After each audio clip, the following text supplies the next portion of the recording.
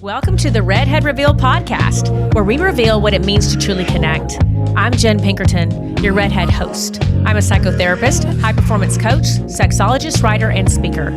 As a connection expert, I help people transform by exploring the root causes and beliefs and behaviors that hold them back. Let's talk about living a life where you thrive. So today we're talking about mismatch of desire. And this desire gap is a really big thing. I work with couples. I'm a certified sex therapist, and I'm a doctoral candidate for my PhD in clinical sexology. So this is kind of my jam. And I love working with connection. Being a connection expert and helping clients connect relationally is the love and the passion of this job for me. But the part about mismatched desire sometimes becomes a really sticky topic for a lot of people. And while people will come to couples therapy or counseling to be able to work through issues about conflict or connection, sometimes the intimacy part leaves people stuck. So I want to dispel some myths. I want to talk about what this really means. And I just want to give you a lens of from what I actively am doing with couples. So people will come and say, we have a mismatch in desire. Either, one of us wants sex all the time, one of us doesn't. We don't really know how to approach that or how to handle that. Maybe some of you have a story in your head about what that is meaning, and maybe that meaning is so very different than what your partner means and what they're thinking. And so there's a gap in there as well. And we have to think about also what happens in our bodies, these neurochemicals and the neurobiology that we're working with too. All of this is a recipe for something much bigger. And so sometimes some psychoeducation about how we work and how our bodies work is really helpful. So I'm going to start with that. Emily Nagoski, in her book, Come As You Are, it's one of my favorite books, and she's one of my favorite doctors and researchers, she talks about responsive desire versus spontaneous desire. And for women, we have this responsive desire. We need that foreplay throughout the day or the evening. We need to have an emotional, mental state that aligns to make us want to be intimate. Men are more spontaneous. They don't require that as often. And of course, there's exceptions to every rule. But from a normal standard to sit from when you look at this is that oftentimes that's going to be what happens. And their spontaneous need for it is interrupted by the lack of what their partner needs from this emotional response. And so I want to break that down and what that looks like. Because we're talking about things like mental load. We're talking about things like foreplay throughout the day. We're talking about getting our head in the game. We're talking about feeling appreciated and respected. And we're talking about the gears of touch. All of this is not about fixing your partner. So let's dispel that myth. First of all, it's about intimacy and connection, and it's about understanding what we're each bringing to the table. It's about recognizing that sometimes we have to build up desire in a different way. It's about recognizing that sometimes we have to meet our partner in a different way mentally. And all those things 100% correlate physically. And for a lot of men who have, from a biology standpoint, a spontaneous desire, there's a misunderstanding or a lack of clarity of how that could be true. Yet it is. And the more that couples are being able to bridge that gap between the two, that inner point where you can meet is where you can have an amazing sex life. Oftentimes it has nothing to do with not wanting to have sex. It's about having some needs that are unmet, having an ache for emotional intimacy, and really maybe feeling as though you are not having a satisfactory sexual experience because this part is missing. Something else to think about too is that nobody's broken. Some people think I don't work sexually, like that part of me, I may be asexual or sex just isn't a thing for me. I challenge that it's a thing for most people. It's just if you don't feel that way, you probably have never had that emotional safety to feel intimate. And you might need to have a partner that expresses, I want to learn what you need so I can give it to you. And that happens outside of the bedroom. That happens with conversation. That happens with saying, I'm a supportive partner, that I want to know what you're feeling. I want to have this authentic connection. And there's so many things that you can do to establish that. Because for some of you who might be listening to this podcast, you're thinking, well, hell, I mean, I'm doomed then because I don't know how to do that. I don't know how to give that. I'm uncomfortable with that. I maybe wasn't raised to do that. That sounds foreign to me. I don't really know what that means. So something as simple as using connection cards, which is something that we'll be offering soon, but right now you can get a lot of them on Amazon. They're cards that establish some date night prompts. They're cards that maybe help you get to a deeper conversation. Or if one of you just has some questions to ask on a deeper level, to recognize I want to know my partner deeper and I want them to know I want to know it. Being able to feel as though this is us against the world. These are us two. We have this connection where we understand each other. We know what each other's thinking. We've established this level of trust, and we have something special that no one else has with me. They know me.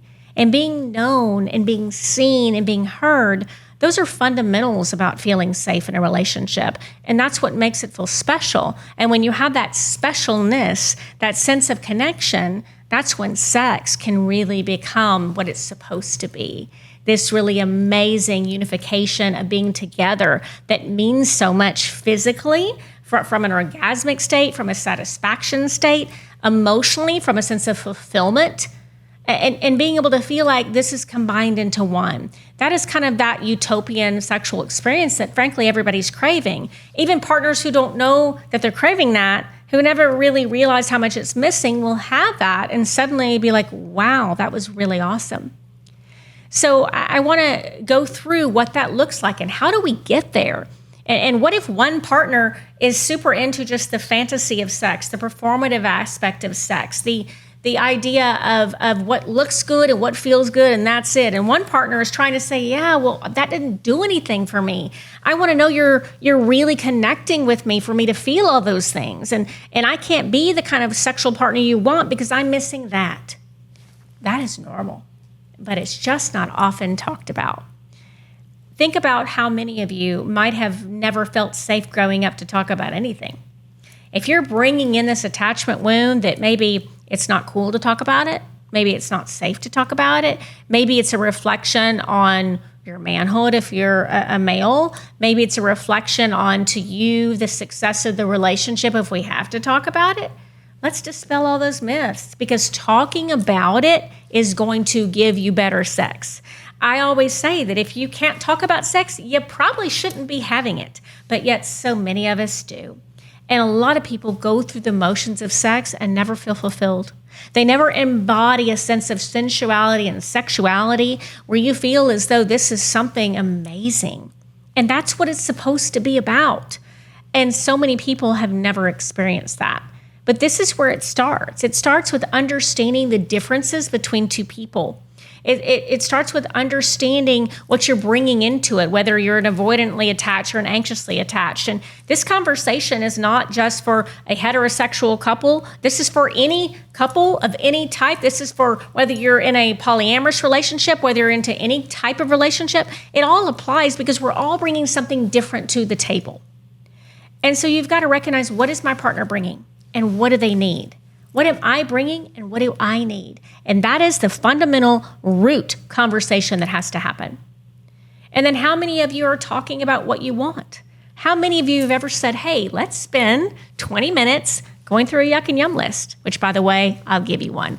Everybody can benefit from that list. What happens if we talk about what is something we've always wanted to do and we've never done it?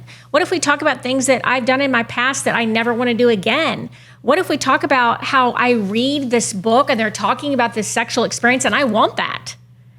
What about if someone says, yeah, I was watching something erotic and that turned me on and I want that?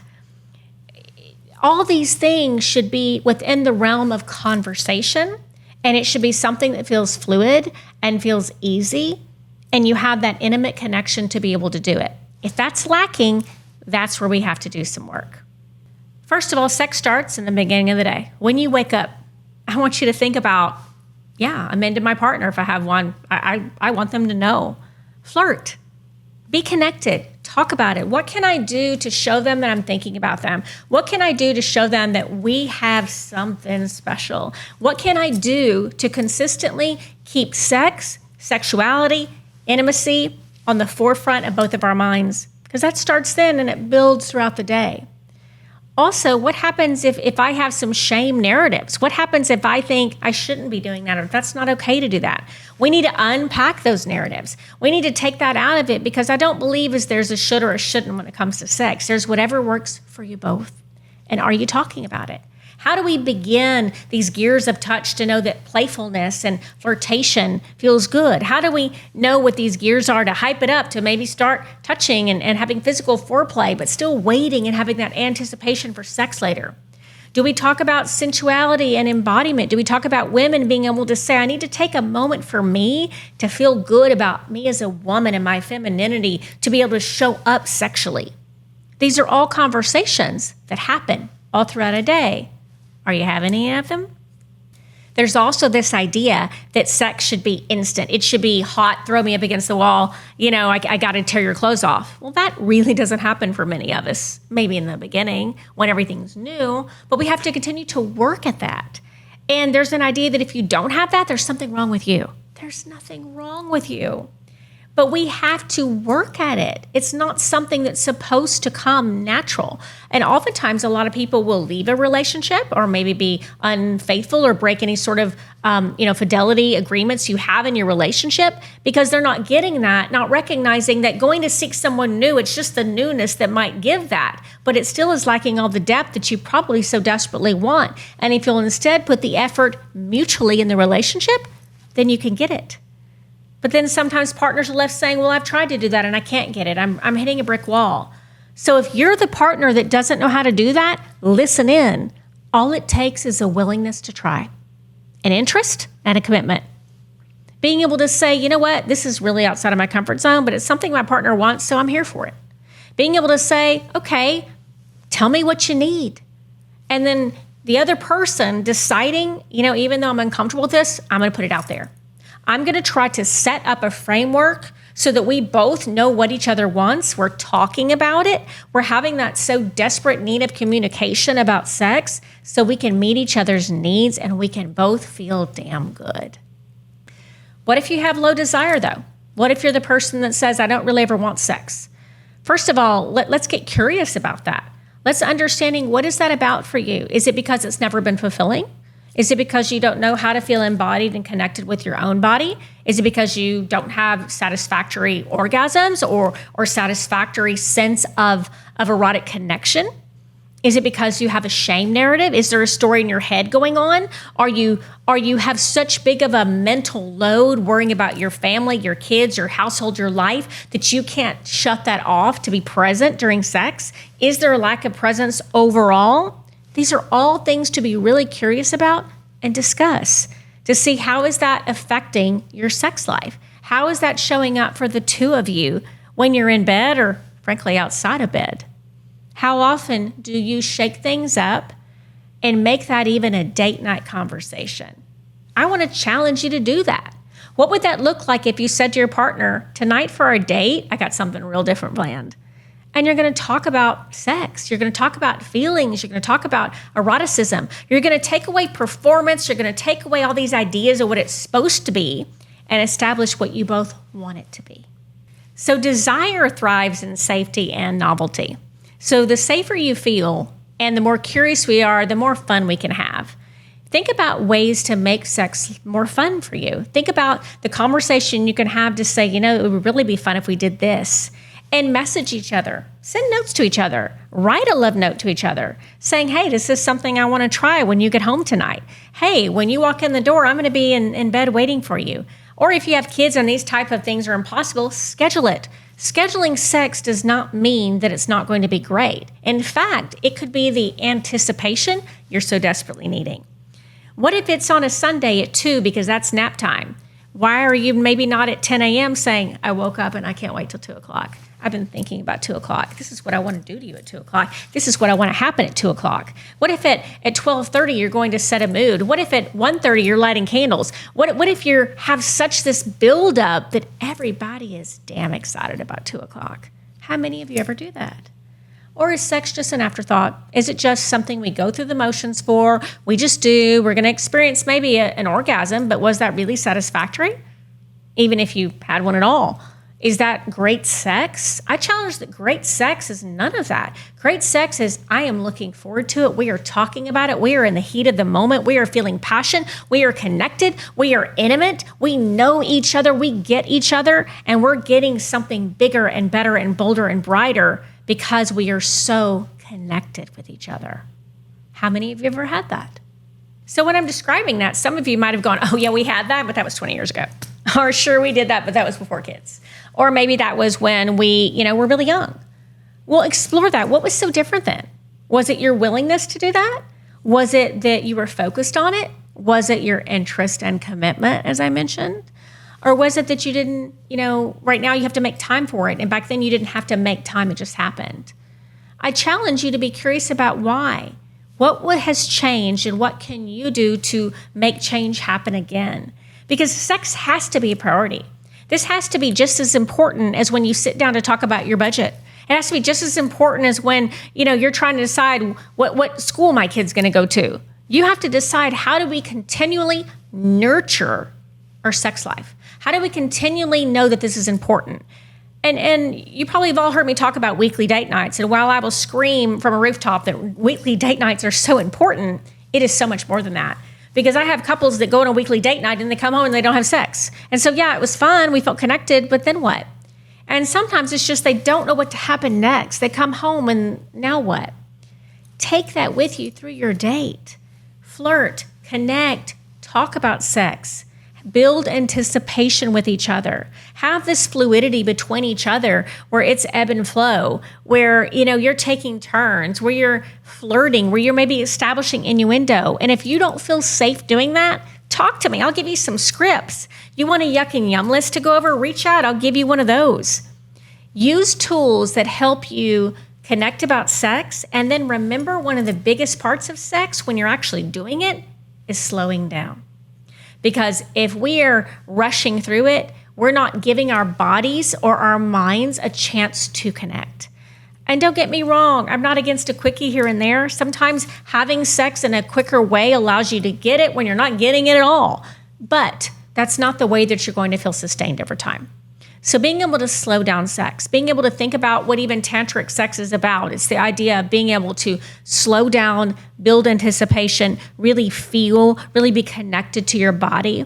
And so slowing down and really saying we're not in any hurry, and nobody has to rush to an orgasm, and nobody has to rush to get this done or to get it over with. How about saying, I love the privilege of being able to be in this intimate way with my person.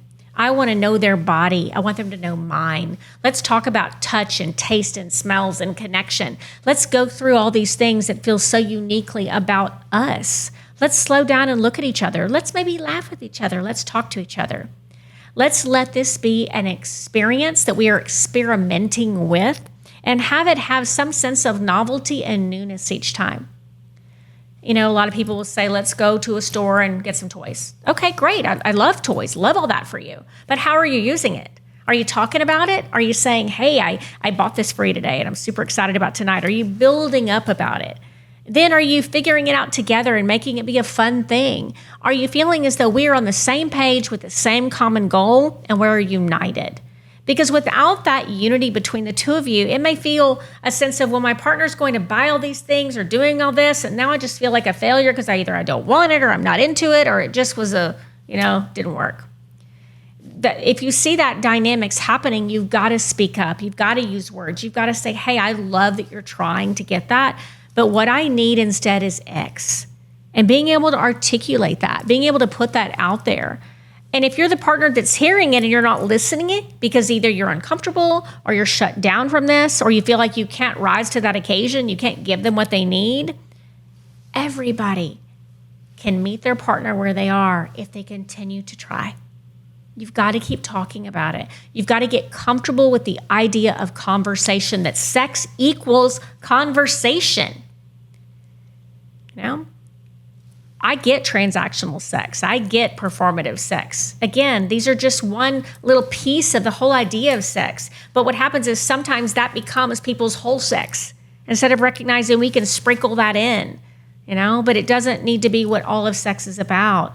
And instead, let's take the risk to do something different. Let's take the risk to lean in and be more sexual with our partner with conversation and connection. Let's take the risk to say, I'm willing to tell you what I want because I know you won't shame me, you won't make me feel bad about it, and you'll just be glad I told you. I'm willing to try something different, say, because I know that will make you happy, even if I'm not really comfortable with it. Now, again, I'm not saying you betray your own boundaries. Everybody has no's, and that's okay. But so many people have yeses they've never done. And so many people have maybes that might be a yes if you work through all the yeses, because then you're establishing this sexually charged environment where you feel like you have this thing together and it's fun. How many of you are having fun with sex? Because that is what it's supposed to be. It's supposed to be something that feels exciting and interesting. And if you're having some shame about maybe your body or how you look or how it feels, let's work on that, Talk to your partner about it. Be vulnerable about it. Be able to say, what can I do to feel better about it? How can I be more embodied with my body? How can I celebrate my beautiful body and bring that to the table? And how can I show my partner, I need you to feel me that way. I need you to look at me and own that with me so that I feel celebrated. These are all things that can be done with this beautiful connection that you can establish with your partner, which can really transform your entire sex life. So on my ending note today, I want to leave you with a few thoughts. 1, be curious about your desire and where it shows up. What is it? What gets you hot? What do you want? What do you like? And talk to your partner. Let's be super connected and make this fun. Again, use a card for this. I mentioned connection cards before on date nights. Use this for actual sex. Talk about what you've always wanted and never done. Talk about what is an experience you had before. What's something maybe you've read, watched, heard of, and you'd like to try? What are some things that you're curious about? Make this something that you guys are on a mission together to love, And understand that it starts in the morning. It does not start when you get in bed. It starts all day long to feel connected and excited about each other.